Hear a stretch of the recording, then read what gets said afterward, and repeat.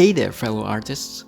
Today, I'll show you some simple yet effective drawing exercises that will help you warm up and get your hands ready to create. Let's go! Begin by stretching and rotating your hands in a clockwise motion. Do this for 8 counts, then do it counterclockwise. This will help alleviate tension and promote flexibility, enhancing your dexterity and overall hand control for improved artistic performance. After you stretch, it's time to do what artists do best: zone out. Zoning out and just doodling, sketching, or drawing whatever feels right allows you to tap into your subconscious creativity. The next exercise involves cross-hatching, where you sketch intersecting lines to achieve shading, texture, and depth. Try doing this technique with different art supplies to really hone your line work and muscle memory.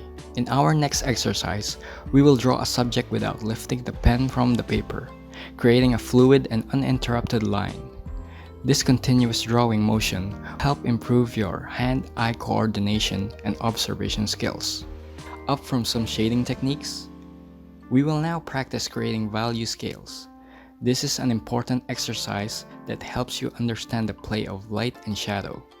By learning about dark, light, and mid-tone values, you develop your ability to create realistic forms, evoke mood, and enhance the overall depth and dimension of your artwork. Whichever your non-dominant hand is, it's time to use it for drawing. This sounds crazy and may result in funny sketches, but drawing with your non-dominant hand is a challenging yet valuable exercise, as it encourages a fresh and uninhibited approach, which actually helps improve your brain's creativity. This exercise will help you think faster on your feet and train your hand to cope with the visions in your imagination. Don't worry about perfection, just have fun.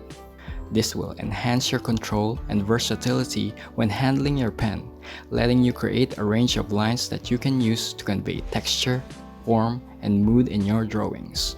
Get a silhouette reference starring your favorite subject, whether it's your pet, a loved one, a fruit, or a flower. Start shading its silhouette and focus on recreating the form. This will help you better replicate outlines and spaces when sketching a reference. This time, we will start creating grids and random shapes, which will improve your composition and spatial awareness skills. By using grids and adding random shapes, you can experiment with different arrangements, improve your sense of proportion, and make your artwork more dynamic and visually engaging. Symmetry is an essential element in art, especially when you want to create portraits. So it doesn't hurt to practice with some geometric shapes first. Once you get the hang of how proportions work on basic shapes, try to move on to more complex forms. You can tailor these steps to fit your style as an artist, and never be afraid to experiment. After all, that's the main goal, to warm up both your creative and hand muscles. So that's it for today. I hope you get to try these exercises soon. Thanks for stopping by.